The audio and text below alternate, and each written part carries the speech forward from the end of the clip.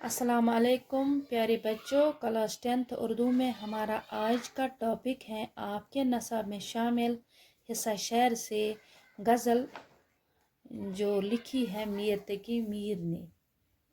और गज़ल इस तरह से है। प्यारे बच्चों, हमारे आगे तेरा जब किसों ने नाम लिया, दिल सितम ज़दा को हमने थाम थाम लिया। वो कजरोश न मिला रास्ती में मुझसे कबू, न सीधी तरह से उनने मेरा सलाम लिया। मेरे सलीके से मेरी नबी मोहब्बत में तमाम उम्र में नाकामियों से काम लिया। अगरचे गोशा गजी हूँ मैं शायरों में मीर, ये मेरे शेर ने रोए ज़मीन तमाम लिया। प्यारे बच्चों, पहले ही बंद में गज़ल के पहले बंद में अगर हम देखेंगे, इसमें जो मुश्किल अल्फाज वो इस तरह से हैं कि सो मीनस किसी ने, दिल सितम ज़दा जिस दिल पर सितम ढाया गया हो, तेरा मीनस तेरा, थाम लेना पकड़ना पकड़ना।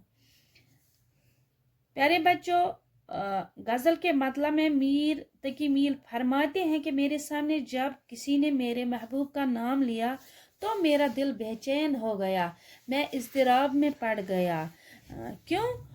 मेरे महबूब का नाम किसी ने मेरे सामने लिया तो मैं तो अपने महबूब के दीदार में तरसता रहता हूँ और बड़ी मुश्किल से अपने दिल को मैं काबू में रख पाता हूँ।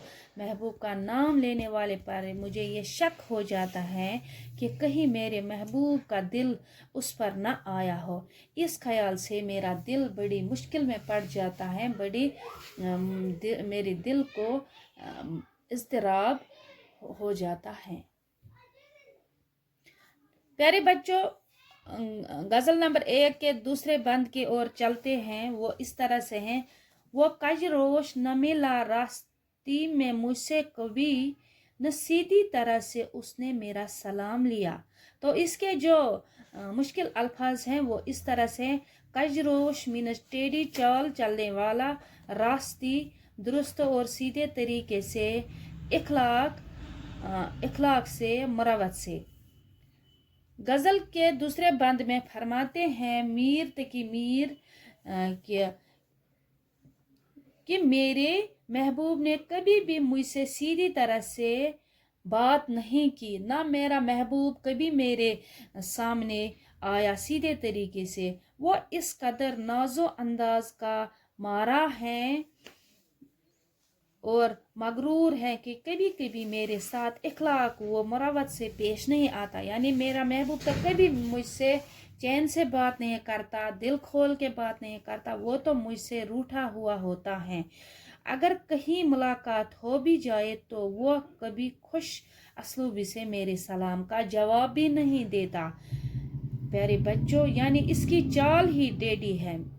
मीर फरमाते हैं दूसरे बंद में गज़ल के पहले गज़ल नंबर 1 के दूसरे बंद में मीर तकी मीर फरमाते हैं कि मेरा महबूब जो है उसने मेरे साथ टेढ़ी चाल चली और वह मेरा कभी कोई सलाम भी कबूल नहीं करता है। अगर मेरे महबूब के सामने मेरी कभी मुलाकात होती है तो वह मुझे खुश नहीं दिखता है।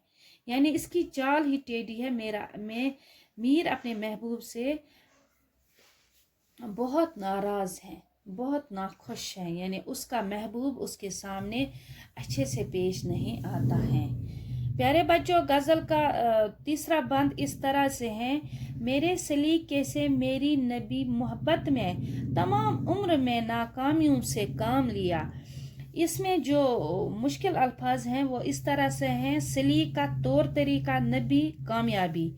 शायर कहते हैं, यानी मीर तकी मीर कहते हैं तीसरे बंद में कि मोहब्बत में यूं तो मैंने उम्र भर नाकामियाँ और महरूमियाँ ही देखी। यानी मैं कभी मोहब्बत में कामयाब नहीं हुआ हूँ, मैंने मोहब्बत में सिर्फ नाकामियाँ ही देखी हैं।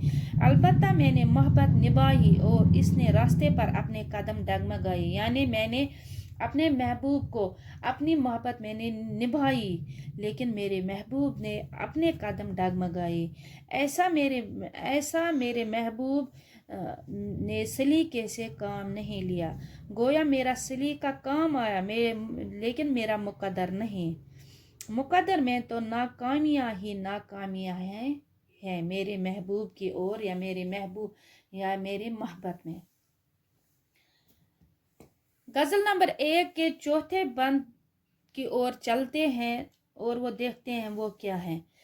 اگرچہ گوشہ گزی ہوں میں شاعروں میں میر، اگرچہ گوشہ گزی ہوں میں شاعروں میں میر، یہ میرے شعر نے روئے زمین تھام لیا۔ گوشہ گزی، اس میں دیکھیں گے مشکل الفاظ کے معنی کیا ہے اس کے۔ گوشہ گزی کونے میں پڑا رہنا، کونے میں پڑا رہنا، روئے زمین تمام زمین پر، زمین کے اوپر۔ اس مقطع میں، مقطع ہم کہتے ہیں شعر کے، غزل کے آخری شعر کو مقطع کہتے ہیں، اگر غزل کے پہلے شعر کو مطلع کہتے ہیں۔ پیارے بچوں یہ آپ کو یاد رکھنا چاہیے، دھیان رکھنا چاہیے کہ غزل کے پہلے شعر کو مطلع کہتے ہیں اور غزل کے آخری شعر کو مقطع کہتے ہیں۔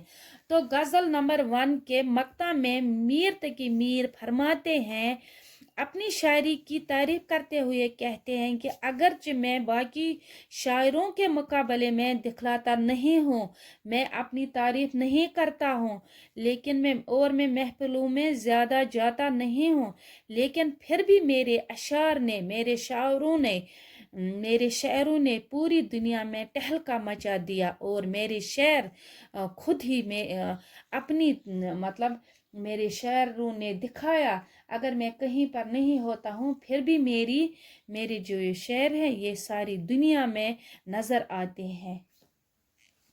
پیارے بچوں آج کے لیے بس اتنا ہی، اللہ حافظ۔